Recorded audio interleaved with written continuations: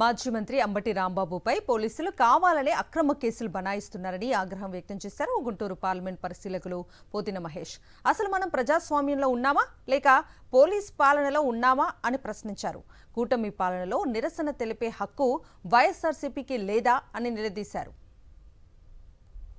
అంబటి రాంబాబు గారి మీద 2 అక్రమ కేసులు బనాయించడాన్ని వైఎస్ఆర్సీపీ గుంటూరు పార్లమెంట్ అబ్జర్వర్ గా తీవ్రంగా ఖండిస్తా ఉంది.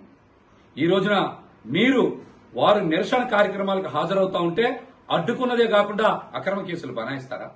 రాష్ట్రంలో ప్రజాస్వామ్యం నడుస్తుందా లేక పోలీసు రాజ్యం నడుస్తుందా అని ఈ రోజున రాష్ట్ర ప్రజలందరూ కూడా కూటమి ప్రభుత్వాన్ని ప్రశ్నిస్తా ఉన్నారు. అంబటి రాంబాబు గారు ఏం తప్పు చేశారని ఈ రోజున మీరు అక్రమ కేసులు బనాయిస్తారు? వెన్నుపోటు నిరసన కార్యక్రమానికి హాజరవుతూ ఉంటే ఒక సీఐ గారు అక్కడికి వెళ్లి ఆయన అడ్డగించి తప్పు చేసినటువంటి సీఐ గారి మీద కేసు పెట్టాలి గాని నిరసన కార్యక్రమానికి ప్రజాస్వామ్యబద్దంగా ధర్నా చౌక్ కి వస్తున్నటువంటి అంబటి రాంబాబు గారి మీద కేసు నమోదు చేయడం ప్రజాస్వామ్య స్ఫూర్తికి విఘాతం కల్పించడమని కూడా ఈ సందర్భంగా తెలియజేస్తున్నాం.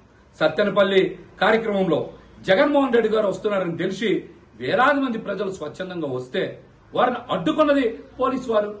వారి నాయకుడి దగ్గరికి వెళ్లే అవకాశం ఇయ్యమని బారికేడ్స్ తొలగించమని అడిగితే రాంబాబు గారు చేసినటువంటి తప్ప. ఈ 2 ఘటనల్లో కూడా పోలీసు వారి ప్రమేయం ఎంతుంది, వారు ఏ విధంగా అడ్డగించారనేటువంటి అంశాలని రాష్ట్ర ప్రజలందరూ కూడా గమనించారు. కావాలనే అంబటి రాంబాబు గారి మీద అక్రమంగా కేసులు బనాయిస్తా ఉన్నారు.